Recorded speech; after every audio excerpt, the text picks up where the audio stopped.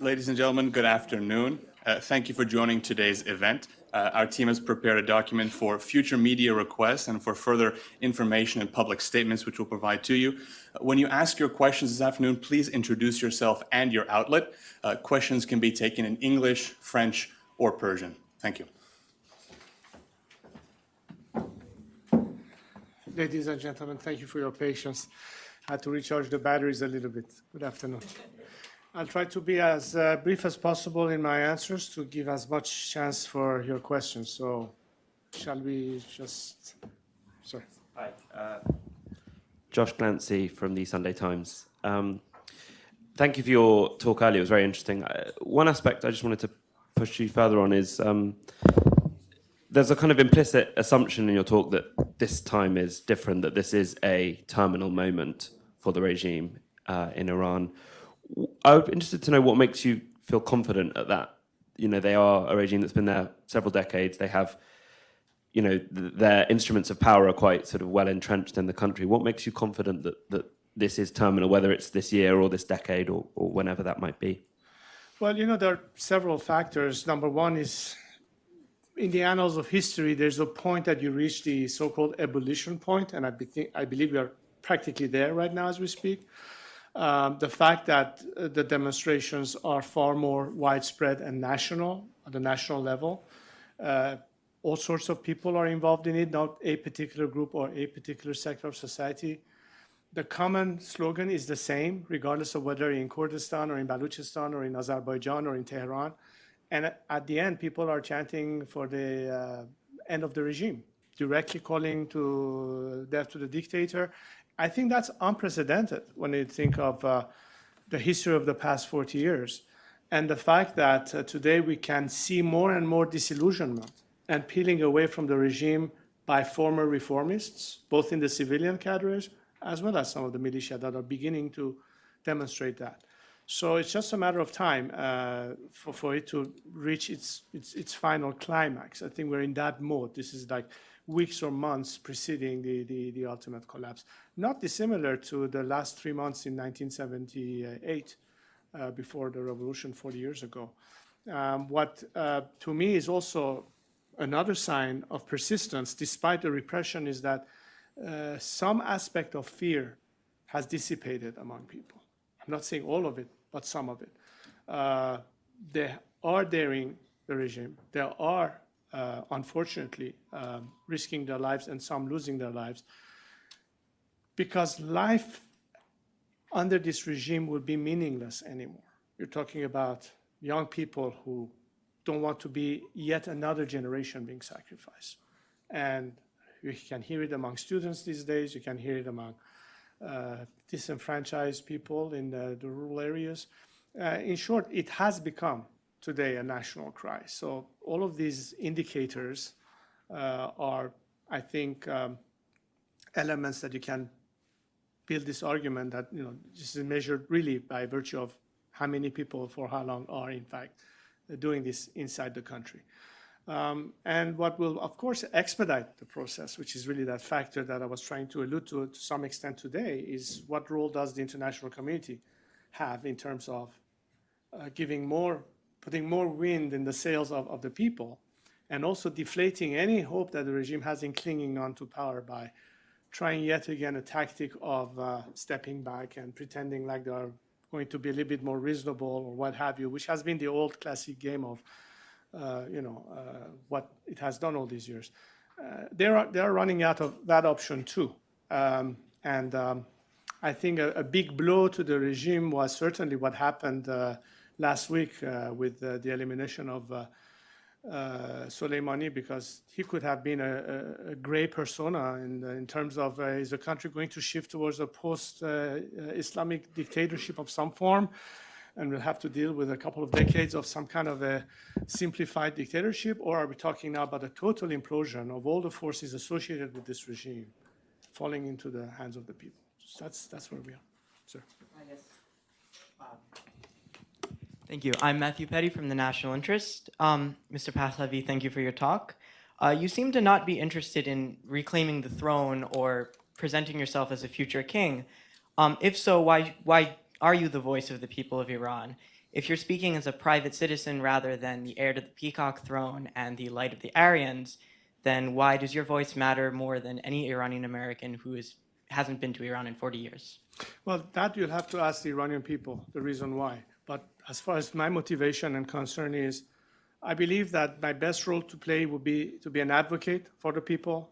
I'd like to be on this side of the fence, facing the authorities and defending the people's right so that we can establish a true democracy, rather than to be in the position of governance or authority, having to be accountable to the people. I think there are plenty of people out there who can play that role in the future. I don't see that as my role, but I want to be able to make sure that we can ultimately implement a future democracy, regardless of what the final form will take, because at the end of the day, that has always been the missing link to Iran's full path of liberalization and democratization. We have about 100 years worth of starting it back in 1906. Hopefully we'll be able to culminate it early in the 20th century. Sir. Thank you very much. Thank you very much. Sean Tandon with AFP. You voiced support in your talk for the maximum pressure idea on the regime. Could you expand a little bit more on what you hope for in terms of U.S. policy? You spoke of the support from the Trump administration, but there have also been moves, for example, the restriction of visas for Iranians, President Trump's talk of destroying cultural sites. Are you comfortable entirely with the agenda of the Trump administration when it comes to Iran? First of all, in terms of what can be done in the context of international law, and I think at some point when you are talking about the policy of sanctions, it's sanctions by the United Nations resolutions. And to that effect, it is one element of keeping pressure on these kind of regimes. Every time you lax that pressure, the regimes benefits from it without the people benefiting from it on the other side.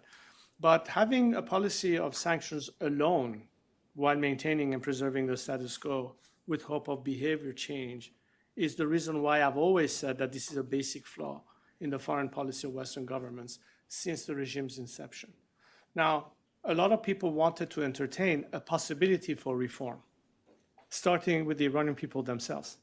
It started back after the war when Khatami came into the picture, and he had promised some elements of reforms within this regime that a lot of people were hoping for the generation of that time, only to realize that after 2 years of demanding, that the response to them was to crush them. That was the first wave of protest that was crushed by the regime. Later on, we saw in 2009 the same elements. Still, the dialogue in the outside world was based on there are still some moderates in the regime that we ought to entertain and sort of isolate the radical forces and so on. Even as the last cycle of the so-called election in Iran, we had the same situation with Rouhani. But today, people on the streets realize that this whole concept of expecting any meaningful reform within this regime is long past. So then what? It's moving beyond the system. Can such totalitarian system with such degree of brutality be kept in check or make life more difficult for them to repress their citizens? A lot of it has to do with part of the sanction policies. But as much as pressure on the regime is important, support for the people is the other side of the equation that has yet to really materialize beyond the rhetoric of moral support in words to something more, so that, if you will, the scale will tip in favor of the people. As far as the dialogue within Iran is concerned today, there's far more concentration in what's next as opposed to are we back to where we were before. I think the world in that sense is lagging a little bit behind the curve or where they need to be. And as I explained earlier today in my presentation, the dialogue has to now start with the forces within the country because they are going to be inheriting this implosion and be the elements that form or participate in the transition. You cannot possibly expect to have a better controlled implosion without having a direct dialogue with them. And we had an example earlier, last couple of weeks, where there seemed to have been, at the moment, a sort of resistance to having any dialogue with the forces of the opposition. under this guise that perhaps it will infuriate the regime that we're trying to diplomatically call back. The streets of Iran are way beyond that. That's why I'm saying there has to be an adjustment of the clock to the reality of the streets in Iran, and recognize that the best way to make the sacrifice that people in Iran have to endure in terms of economic hardship as a result of sanctions is worth, if you will, the cost. If they see light at the end of the tunnel, and as part of their deliverance, they'll tighten the belt. But if they think it's only a slap on the wrist to make sure that these people will behave nicely, that is not going to be sellable, whether it is part of our domestic discourse or whether it's part of the international message. Sure. So I'm going to ask in Persian because I'm Voice of America. کامیز توان هستم صدای آمریکا. شاهزاده رضا پهلوی، دو تا سوال ازتون داشتم. سوال اولم در مورد دو تا حادثه است که به اتفاق خیلی نزدیک اتفاق افتاد. یکی که سپاه بود که هواپیمای مسافربری رو زد و سرنگون کرد. فکر می‌کنین عواقبش چی باشه؟ چه پیامدهایی داشته باشه؟ در همین حال میخوام نظرتون در مورد اقدام آمریکایی برای کشتن قاسم سلیمانی رو بدونم و اینکه چه عواقبی ممکنه برای سپاه داشته باشه اونجا. این سوال اولم هست. سوال دوم میخواستم بپرسم، همونجوری که شما میدونین تو گفتگوتون توی سخنرانیتون اشاره کردین، مدت زمان اعتراضات در ایران کمتر و کمتر شده. قبلا اگر فاصله چند سال یا چند ماه بود، الان پیوسته‌تر، نزدیکتر. فکر می‌کنین چه اتفاقی داره میفته؟ چه پیامدهایی، برای چه چیزایی بعد خودمون آماده کنیم یا رو به رو بشیم باشه؟ ممنونم. البته سوال شما خیلی مرکب و مفصل هستش. سعی می‌کنم خیلی کوتاه پاسخ بدم. بدون شک از بین رفتن قاسم سلیمانی یک حربه بزرگی رو از سر راه مردم برداشته و در واقع یک مهره بسیار حساسی برای رژیم بود، نه الزاماً برای مردم.